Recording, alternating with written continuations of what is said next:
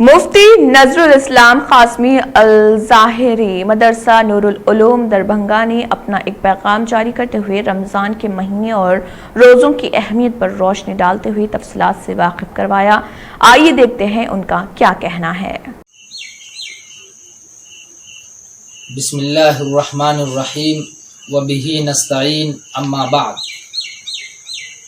روزہ مذہب اسلام کے اندر فرض کردہ فرائضوں میں سے ہی ایک فرض ہے، اور روزے کی یکگونا فضیلت و اہمیت کا اندازہ اللہ تبارک و تعالی کے اس فرمان سے بندہ بخوبی لگا سکتا ہے کہ روزہ کے بارے میں کہا گیا الصیام لی وانا اجزی بہ۔ یہ اللہ تبارک و تعالی کا فرمان ہے۔ چونکہ روزہ جو ہوتا ہے یہ صرف اور صرف محض اللہ ہی کے لیے ہوتا ہے، اور وہ بندے اور خدا کے درمیان بالکل اختصاص ہوتا ہے۔ آپ اس کو یوں بھی سمجھ سکتے ہیں روزے کی اہمیت اور اس کی فضیلت کو کہ اللہ تبارک و تعالی کے جتنے بھی فرض کردہ فرائض ہیں ان سب کا ثواب اور بدلہ دینے کے لیے اللہ تبارک و تعالی نے فرشتوں بندے کے درمیان فرشتوں کو حائل کیا ہے، یعنی اس کا ثواب اور بدلہ جو دیا جائے گا بندے کو جو ملے گا، اور بھی جو فرائض ہیں مذہب اسلام کے اندر ان کا ثواب دینے کے لیے بیچ میں فرشتوں کو لایا گیا ہے اور فرشتوں کو منتخب کیا گیا ہے کہ ان فرائض کا ثواب اس بندے کو پہنچانا ہے۔ لیکن روزے کی فضیلت اور اس کی اہمیت کا اندازہ آپ اس قول سے لگا لیجئے کہ جبکہ روزہ بھی ایک فرض کردہ فرائضوں میں سے ایک فرض ہے، لیکن جب روزے کی باری آتی ہے تو وہاں پر خدا کا فرمان جاری ہوتا ہے کہ روزہ یہ میرے لیے ہے، میں ہی اس کا بدلہ دوں گا۔ اس کے بدلے کو دینے کے لیے بیچ میں فرشتوں کو نہیں لایا گیا ہے، بلکہ اللہ کا کہنا یہ ہے اور اللہ کا یہ فرمان ہے کہ روزے کا بدلہ میں جسے چاہوں جتنا نواز دوں، میں جس کو چاہوں جتنا دوں، یہ صرف اور صرف محض میں عطا کروں گا۔ یہ صرف اختصاص ہے، اور یہ وجہ اس بنا پر ہے کہ روزہ کے اندر جو ہے ریا نام کی کوئی چیز نہیں ہوتی ہے۔ بندہ جو کچھ بھی کرتا ہے اور سارے جتنے فرائض ہیں ان سب میں دکھلاوا اور ریا کی گنجائش ہو سکتی ہے اور کرتا ہے، لیکن ایک روزہ ایک ایسا فرض ہے اس میں صرف اور صرف اختصاص ہی ہوتا ہے، اختصاص کے علاوہ اور کچھ بھی نہیں ہوتا، اور بندہ صرف محض اللہ کے خوف اور ڈر سے کرتا ہے۔ بندہ اگر خواہشات کو ترک کرتا ہے اور اس پر کنٹرول رکھتا ہے، بھوک اور پیاس کی شدت کے عالم میں بندہ اگر چاہے تو کھا سکتا ہے، وہ چاہے تو پی سکتا ہے، اپنی خواہشات کو مٹا سکتا ہے، پوری کر سکتا ہے، لیکن نہیں، وہ بندہ ایسا نہیں کرتا ہے۔ کیوں؟ کہ اس بندے کو خوف ہے، ڈر ہے اور اختصاص ہے۔ صرف جو کچھ کر رہا ہے یہ اللہ کے لیے کر رہا ہے، اس میں ریا نام کی کوئی چیز نہیں ہے۔ بس یہ اختصاص نے اس درجے پر لا کر کے کھڑا کر دیا کہ اللہ کا یہ فرمان جاری ہوا کہ روزے کا بدلہ میں ہی عطا کروں گا، اور میں خود جسے چاہوں گا جتنا نواز دوں۔ روزے کی اہمیت کا اندازہ اور اس کی فضیلت کا اندازہ آپ حضور علیہ الصلوۃ والسلام کے اس آخری خطبہ جس کو اللہ کے نبی نے شعبان کے آخری روز میں دیا تھا تمام صحابہ کے درمیان، اس سے بھی بخوبی لگا سکتے ہیں۔ ایک لمبی حدیث ہے، آپ اس کو پڑھیے، آپ اس کے ترجمہ کو پڑھیے، آپ اس کے تشریحات کو سمجھیے، آپ کو اندازہ لگ جائے گا جس کو اللہ کے نبی نے آخری شعبان کے آخری دنوں میں خطبہ دیا تھا، اور شعبان کے آخری دنوں کی وہ تقریر ہے اللہ کے نبی کی، آپ اس کو پڑھ کر کے سمجھ سکتے ہیں کہ روزے کی کیا فضیلت ہے اور کیا اس کی اہمیت ہے، آپ کو اندازہ لگ جائے گا۔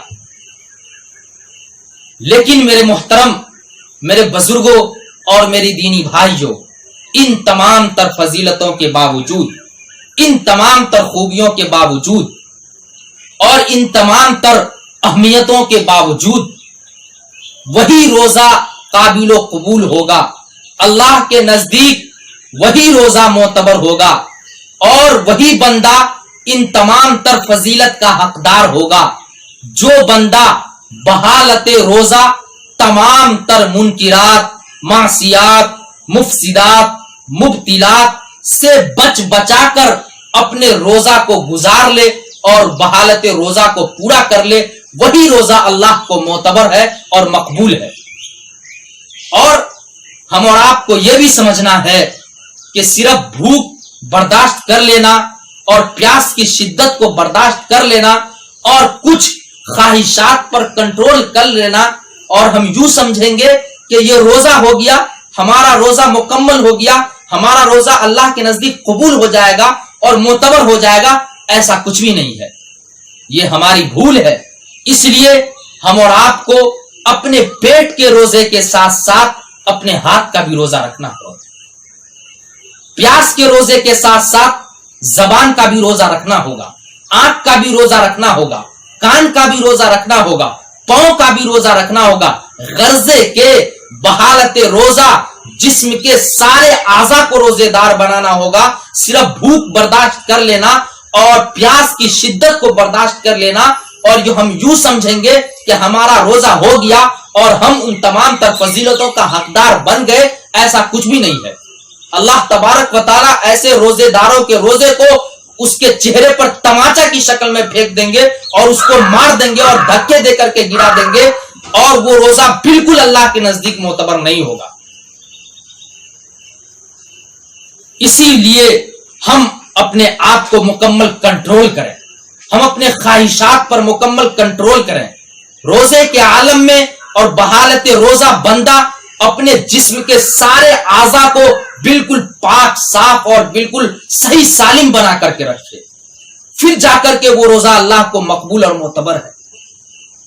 اور روزے کے عالم میں ایک بندے کو اور روزے دار کو جہاں پر اور بھی مفسدات اور مبتلات سے کنٹرول کرنی چاہیے، اس روزہ کو معتبر بنانے کے لیے اور مقبول بنانے کے لیے وہاں میں سمجھتا ہوں کہ ایک بندے کے لیے اور ایک روزے دار کے لیے سب سے مکمل طور پر جو کنٹرول کرنے کی ضرورت ہے اور سب سے پہلے جن چیزوں پر کنٹرول ہونی چاہیے، میرا یہ نظریہ ہے اور میرا یہ خیال ہے کہ بندہ اپنے زبان کی حفاظت کرے۔ روزے کے عالم میں بندے کو زبان کی حفاظت کرنا یہ بہت بڑی چیز مانی جاتی ہے، اور بندہ یہی سب چیز نہیں کر پاتا ہے جن سے اس کا روزہ بالکل بیکار جاتا ہے اور روزہ خراب اور برباد ہو جاتا ہے، اس روزے کی کوئی اہمیت باقی نہیں رہ جاتی۔ زبان پر ایک بندہ روزے کی حالت میں بالکل مکمل طور پر کنٹرول رکھے۔ یہ زبان کتنی بڑی چیز ہے، یہ غیبت، یہ چغلی، یہ کینہ، حسد اور اس کے بعد سے جھگڑے، فساد، یہ سب اور ساری چیزوں کے اندر زبان ہی کا دخل ہے۔ یہ سارا کا سارا ان سب چیزوں کا تعلق جو ہے زبان ہی سے ہے۔ زبان کو ہم کو اپنے آپ پر مکمل کنٹرول ہونی چاہیے، غیبت سے اپنے آپ کو بچا کر روزے کو مکمل کرنی چاہیے۔ زبان کتنی بڑی چیز ہے اور زبان سے کیسی کیسی غلطی ہو سکتی ہے اور کیا سے کیا فسادات برپا ہو سکتے ہیں، رسول اللہ کے آپ اس قول سے اور اس فرمان سے اندازہ لگا سکتے ہیں۔ اللہ کے نبی علیہ الصلوۃ والسلام نے ایک مرتبہ ارشاد فرمایا کہ لوگوں مجھے 3 چیز کی ضمانت دے دو۔ اللہ کے نبی ارشاد فرما رہے ہیں کہ لوگوں مجھے 3 چیز کی گارنٹی دے دو، ضمانت دے دو، تو میں تمہیں جو ہے جنت کی ضمانت دے دوں گا، میں تمہیں جنت دلاؤں گا۔ یہ اللہ کے نبی کا قول ہے، آپ اس کو سمجھیے، آپ اس کو جانیے، اس کی تشریحات کو معلوم کیجئے، آپ سمجھیے کہ اللہ کے نبی بالکل دعوے کے ساتھ اور گارنٹی اور ضمانت کی بات کر رہے ہیں۔ کہ لوگوں تم مجھے 3 چیز کی ضمانت دو نا, تم 3 چیز پر کنٹرول کر لو نا, تو میں تمہیں جنت کی ضمانت دیتا ہوں, میں تمہیں جنت دلواؤں گا. یہ اللہ کے نبی کا قول ہے. نمبر 1 زبان کی حفاظت, نمبر 2 پیٹ کی حفاظت, نمبر 3 شرمگاہ کی حفاظت. لیکن ان تینوں میں جو سب سے پہلا فرمان ہے اور اللہ کے نبی کا سب سے پہلا قول ارشاد جاری ہوا ہے وہ زبان کے بارے میں ہوا ہے کہ تم زبان کی حفاظت کرو. اگر تمہاری زبان صحیح اور سالم ہے اور درست ہے تو تم جنت کا حقدار بن سکتے ہو, اور حقدار ہی نہیں بلکہ میں ضمانت دیتا ہوں, گارنٹی دیتا ہوں. آپ اس کو سمجھ سکتے ہیں میرے محترم.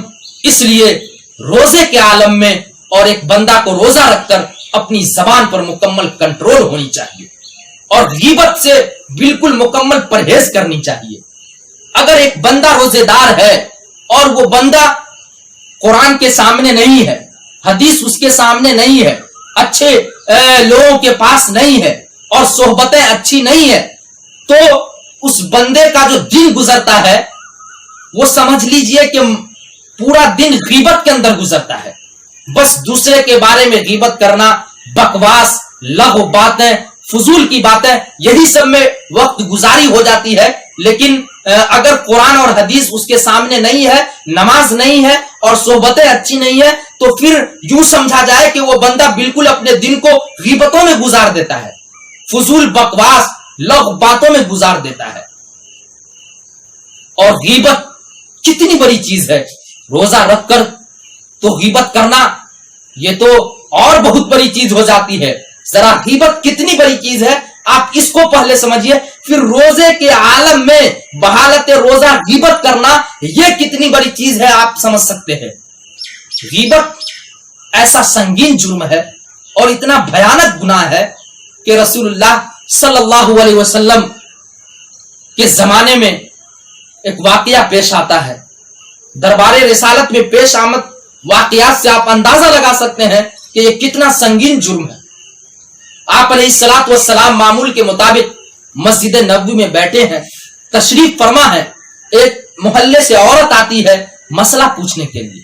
وہ عورت حضور علیہ الصلوۃ والسلام سے مسئلہ پوچھ کر جب گزرنے لگتی ہے اور جب جانے لگتی ہے تو حضرت عائشہ اپنے کمرے سے باہر نکلتی ہے اور حضرت عائشہ حضور علیہ الصلوۃ والسلام کے پاس جا کر کے اشارہ کرتی ہے اور کہتی ہے کہ یا رسول اللہ, یہ جو عورت جانے والی تھی نا, یہ جو آئی تھی اور اشارہ, انگلی کا اشارہ کرتی ہے کہ یا رسول اللہ یہ جو عورتیہ ہے یہ یوں ہے, یوں, یہ ناٹا ہے, یہ بھوٹیا ہے, جس کو ہم اور آپ بھوٹیا کہہ رہے ہیں.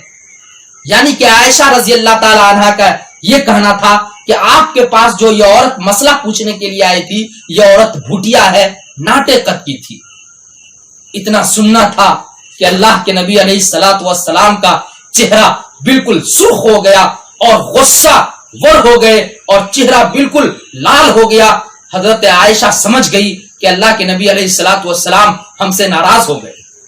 حضرت عائشہ کہتی ہے کہ فدا کو امی و ابی کا یا رسول اللہ, یا رسول اللہ میں نے ابھی کیا کیا, مجھ سے ابھی تو کوئی غلطی ہوئی نہیں ہے, میں نے تو کوئی جرم نہیں کیا ہے. یا رسول اللہ میرے ماں باپ آپ پر قربان, آپ مجھے بتائیے, مجھے باخبر کریں, آپ اتنے غصے میں کیوں ہو گئے, آپ کا چہرہ اتنا سرخ کیوں ہو گیا یا رسول اللہ, آپ مجھے باخبر کریں, مجھ سے کیا ایسی غلطی ہوئی ہے, میں نے کیا کام کر دیا ابھی. اللہ کے نبی علیہ الصلوۃ والسلام نے ارشاد فرمایا, عائشہ ابھی تو اس وقت تم نے اتنی بڑی غلطی کی ہے, اتنی بڑی غلطی کی ہے اور اتنا بڑا گناہ کیا ہے. عائشہ یاد رکھو, اس غلطی کے جرم میں اور اس غلطی کا سزا اگر میں دینے پر اتر جاؤں, اور یہ جو سامنے سمندر ہے, یہ جو دریا ہے, اگر اس غلطی کے جرم میں تمہیں اس دریا میں پھینک دوں تو سمندر کے پانی کا رنگ کالا ہو جائے گا.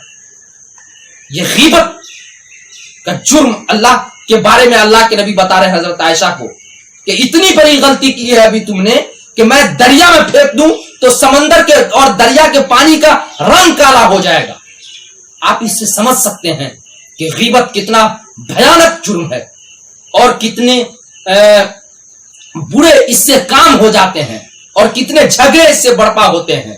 اس لیے روزے دار کو چاہیے کہ وہ اپنی زبان پر کنٹرول کرے, تب بھی جا کر کے وہ روزہ اللہ کے نزدیک قابل و قبول ہے, مقبول ہے, معتبر ہے. اس کے علاوہ اگر کوئی بندہ روزہ تو رکھتا ہے, صرف بھوک کو برداشت کر لیتا ہے, پیاس کو برداشت کر لیتا ہے, لیکن وہ اپنے کان کی حفاظت نہیں کرتا, اپنی زبان کی حفاظت نہیں کرتا, اپنے پاؤں اور ہاتھ کی حفاظت نہیں کرتا, اور جسم کے ایک ایک اعضاء کی حفاظت نہیں کرتا ہے بحالت روزہ, اور وہ یوں گمان میں ہے کہ میں بھوک برداشت کر لیتا ہوں, مجھ سے پیاس بھی برداشت کرنے کی عادت ہے, اور وہ یوں سمجھتا ہے کہ میں مکمل روزہ رکھ لیتا ہوں, یاد رکھ لیجئے میرے محترم, اس بندے کا ایک بھی روزہ قابل و قبول نہیں ہو سکتا ہے.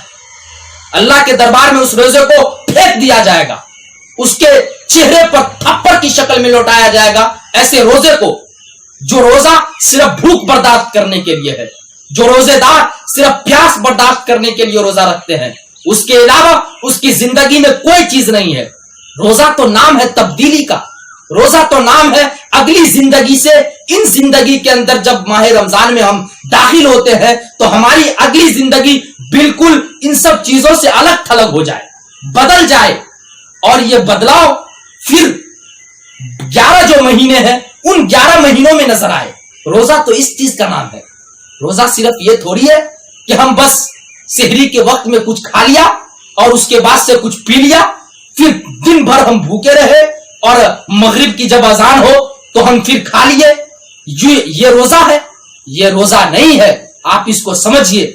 اگر آپ کو اپنے روزہ کو معتبر بنانا ہے, میرا اس سے پہلے کئی اخباروں کے ذریعے سے مضامین شائع ہوئے ہیں. میں نے جو اس سے پہلے جو ہمارے مضمون شائع ہوا ہے اس کا عنوان تھا کہ اپنے روزہ کو معتبر بنائیے. اخباروں میں, کئی اخباروں میں وہ مضمون چھپے ہیں, آپ وہاں سے بھی اس کو پڑھ سکتے ہیں, اور مزید جانکاری اخباروں کے ذریعے سے آپ لے سکتے ہیں.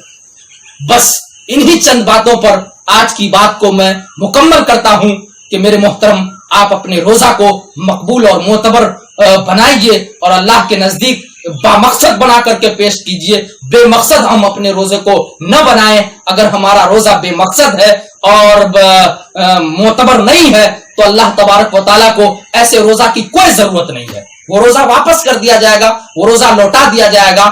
آمین یا رب العالمین.